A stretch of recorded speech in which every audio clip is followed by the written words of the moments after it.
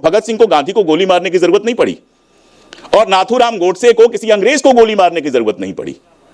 दोनों ने अगर बंदूक उठाया था तो दोनों का निशाना भी एक ही होना चाहिए था ना। तो 70 साल बाद हमने ऐसे लोगों के हाथ में सत्ता दे दी जिन्होंने आजादी की लड़ाई से गद्दारी की थी, जिन्होंने आइडिया ऑफ इंडिया से गद्दारी की थी। तो बिल्कुल जाहिर, जिसको आजादी नहीं चाहिए थी, जिसका नाम अंग्रेजों के पेरोल पर लिखा हुआ था, जो अंग्रेजों के साथ बांटो और राज करो की नीति के साथ चल रही थी, उसने कभी आजादी की लड़ाई में हिस्सा नहीं लिया।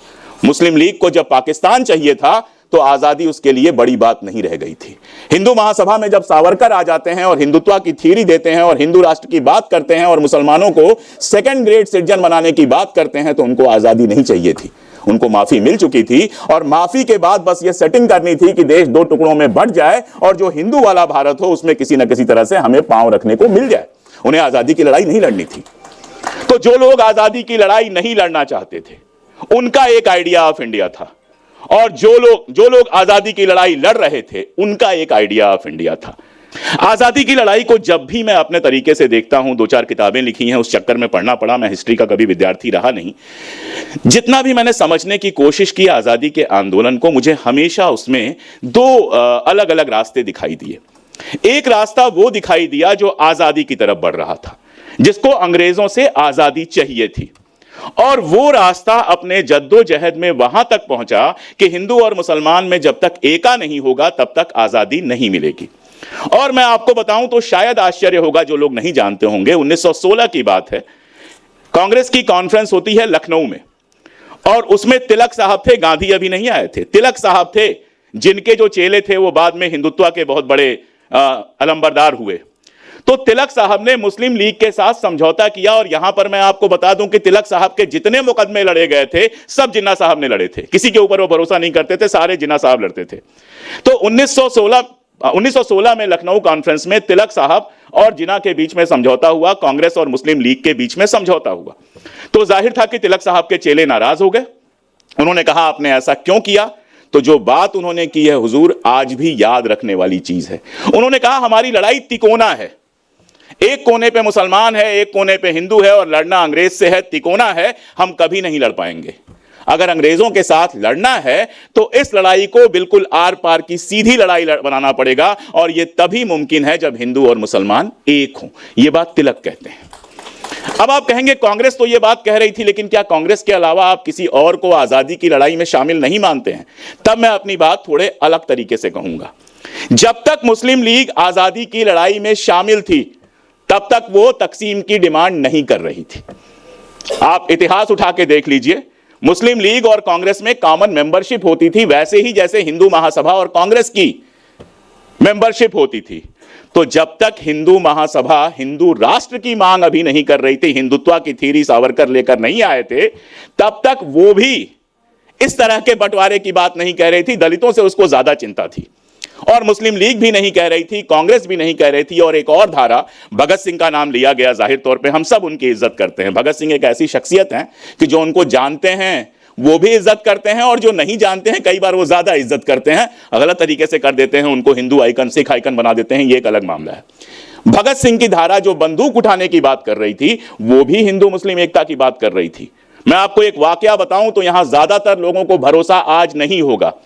लाहौर में हिंदू मुस्लिम एकता के लिए नौजवान भारत सभा ने एक प्रोग्राम किया, और क्या आप सोच सकते हैं कि एक बर्तन में हलाल मीट और झटका मीट पका हुआ अलग अलग एक साथ रखा गया, और वहां लोगों ने उसको साथ में खाया।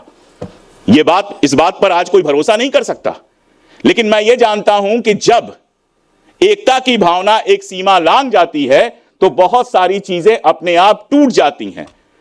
अगर मेरे सीने पर पिस्तौल रख के आप कहेंगे कि वंदे मातरम गाओ, तो हो सकता है मुझे अपना मजहब भी याद आ जाए, हो सकता है कुछ और याद आ जाए, मैं नहीं गाऊंगा।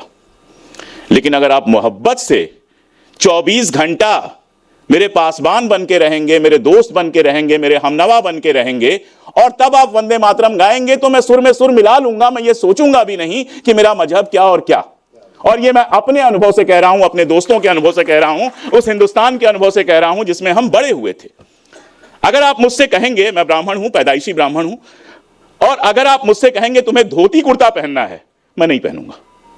जबरदस्ती कहेंगे धोती कुर्ता पहनना, मैं नहीं पहनूंगा, लेकिन शौकिया मैं पहन लेता हूं, दिक्कत क्या है इसमें? अगर आप मुझसे कहेंगे शेरवानी पहनोगे तभी इस प्रोग्राम में आने दिया जाएगा, तो मैं कहूंगा अपना प्रोग्राम अपने पास रखिए, मैं नहीं आऊंगा। और ऐसे हो सकता है मैं शौकिया शेरवानी पहन के आपके यहां चला जाऊं, तो मोहब्बत में बहुत कुछ ऐसा हो जाता है जिसको नफरत से हासिल नहीं किया जा सकता। तो मैं भगत सिंह की बात कर रहा था। भगत सिंह की धारा भी हिंदू मुस्लिम एकता की बात करती थी, लगातार बात करती थी, और जिस हद पर जाकर बात करती थी वो आज सोच पाना भी मुश्किल है। लेकिन मतभेद की बात की जाती है कि भगत सिंह और गांधी में मतभेद था, मौलाना आजाद और नेहरू में मतभेद था। मैं हमेशा एक बात कहता हूं कि जो पढ़े लिखे होंगे उनके बीच में मतभेद होगा। डॉक्टर साहब हिस्टोरियन हैं, रुचिका हिस्टोरियन है, अगर हम तीन एक साथ कहीं बैठेंगे, मैं हिस्ट्री थोड़ा बहुत लिखता पढ़ता हूं, तो रुचिका कहेंगे कि ये वाली बात सही है, मैं कहूंगा नहीं मैंने ये पढ़ा था, डॉक्टर साहब कहेंगे आप दोनों ने सही पढ़ा था, ये वाला सही है। लेकिन अगर तीनों हाई स्कूल फेल हैं तो तालियां बजाएंगे और तालियां बजवाएंगे, जो ज्यादा पेमेंट करेगा उसके लिए तालियां बजाएंगे। तो जो पढ़े लिखे होंगे उनके बीच में मतभेद होगा, नंबर 1। दूसरा, ये मतभेद कैसा था? मुझे दिल्ली से मुंबई जाना है, जलाल भाई मुझे कहते हैं कि मुंबई आ जाओ, तो मतभेद ये हो सकता है कि जलाल भाई कहें फ्लाइट लो, 1.5 घंटे में आओ। राम साहब कहें, राम पुनियानी सर कहें कि एक काम करो ट्रेन से आ जाओ, ज्यादा अच्छा होगा, रात भर में पहुंच जाओगे। और मैं कहूं नहीं मुझे ड्राइव करने में बहुत मजा आता है, मैं ड्राइव से आऊंगा। मंजिल एक है, 3 अलग अलग रास्ते हो सकते हैं, यह मतभेद है। और मनभेद कहां होता है कि जलाल साहब बुलाए मुंबई और मैं कहूं नहीं नागपुर में जाके सलाम ठोकाता हूं, वहां मनभेद होता है, यह फर्क होता है। तो भगत सिंह हो, गांधी हो, भगत सिंह को गांधी को गोली मारने की जरूरत नहीं पड़ी, और नाथूराम गोडसे को किसी अंग्रेज को गोली मारने की जरूरत नहीं पड़ी। दोनों ने अगर बंदूक उठाया था तो दोनों का निशाना भी एक ही होना चाहिए था ना। लेकिन भगत सिंह को कहा जाता है चंद्रशेखर आजाद से, जब चंद्रशेखर आजाद हेड थे तो उस समय सावरकर के बड़े भाई ने कहा कि जिन्ना को गोली मार दो, बदले में तुम्हें हथियार भी देंगे, पैसे भी देंगे। वो ऐसा वक्त था कि वाकई क्रांतिकारी आंदोलन के पास पैसे की दिक्कत थी, भगत सिंह गिरफ्तार हो चुके थे और बहुत मुश्किलात थी। लेकिन चंद्रशेखर आजाद ने कहा कि हम क्रांतिकारी हैं, हम ठेके पे हत्याएं नहीं करते, हम हत्यारे नहीं हैं। ये फर्क होता है अगर कोई समझना चाहे तो। अब बात करूंगा तो बहुत लंबी हो जाएगी, इसलिए बहुत शॉर्ट में कहता हूं कि दिक्कत यह हुई कि इस देश को आजादी मिलते ही लोकतंत्र मिल गया। 46 के आसपास, 47 के आसपास जितने मुल्क आजाद हुए आप देख लीजिए, तानाशाही बनी, गुंडागर्दियां चली, तो वहां की जनता लोकतंत्र के लिए तड़प रही थी। हमारे यहां टाइम पे लोकतंत्र मिल गया तो जो नहीं होता है उसके लिए आदमी तड़पता है। तो 70 साल बाद हमने ऐसे लोगों के हाथ में सत्ता दे दी जिन्होंने आजादी की लड़ाई से गद्दारी की थी, जिन्होंने आइडिया ऑफ इंडिया से गद्दारी की थी। तो बिल्कुल जाहिर था कि सत्ता में आने के बाद वो वही करते जो कर रहे हैं। और एक बात मैं बहुत साफ कर दूं, मुझे बहुत बुरा लगता है जब मैं ऐसी महफिलों में आता हूं और नीचे 2-3 लोग मिल जाते हैं और मुझसे कहते हैं आप हमारे लिए। नहीं, मैं किसी के लिए नहीं लड़ रहा, मैं अपने लिए लड़ रहा हूं। एक हिंदुस्तान जहां पे सब लोग मिलजुल के रहते हैं, वो मेरा ख्वाब है। ये मेरा ख्वाब है कि ईद में मैं किसी के घर में बिना दरवाजा खटखटाए घुस जाऊं और होली में वो उतने ही हक से मेरे घर में घुस जाए। ये मेरा ख्वाब है कि मेरी बच्ची इस देश में अगर बड़ी हो तो इस देश में हंसते खिलते हुए उसके मुसलमान दोस्तों, ईसाई दोस्तों, सिख दोस्तों, और कोई उसको परेशान ना करे इस बात के लिए कि वो किसी खास मजहब की है, किसी खास इलाके की है, उसका बाप कोई खास है। ये मेरा ख्वाब है, ये मेरे पुरखों का ख्वाब है जिसके लिए मैं लड़ रहा हूं। और आप भी किसी कौम के लिए मत लड़िए, इस ख्वाब के लिए लड़ेंगे तब कुछ हासिल कर पाएंगे। और मेरे साथ गौहर रजा साहब हैं। गौहर रजा साहब उन लोगों में से हैं जिनकी मैं बेहद बेहद इज्जत करता हूं। और किस बात के लिए करता हूं? इसलिए कि वो हर तरह की कट्टरता के खिलाफ बोलते हैं। इसीलिए मैं कहूंगा कि अगर एक आइडिया ऑफ इंडिया के बारे में आप सोचते हैं तो ना तालिबान हमारा मॉडल हो सकता है, ना कोई और हमारा मॉडल हो सकता है। एक लिबरल हिंदुस्तान हमारा मॉडल हो सकता है, जहां जो टोपी लगाना चाहे वो टोपी लगाए, जो बुर्का पहनना चाहे वो बुर्का पहने, और जो सिर पे बाल लहराते हुए घूमना चाहे वो लहराते हुए घूमे। कोई पूजा करना चाहे पूजा करे, कोई नमाज करना चाहे नमाज करे, और हमारा जैसा नास्तिक जो कुछ नहीं करना चाहे उसको भी कुछ करने के लिए मजबूर ना किया जाए।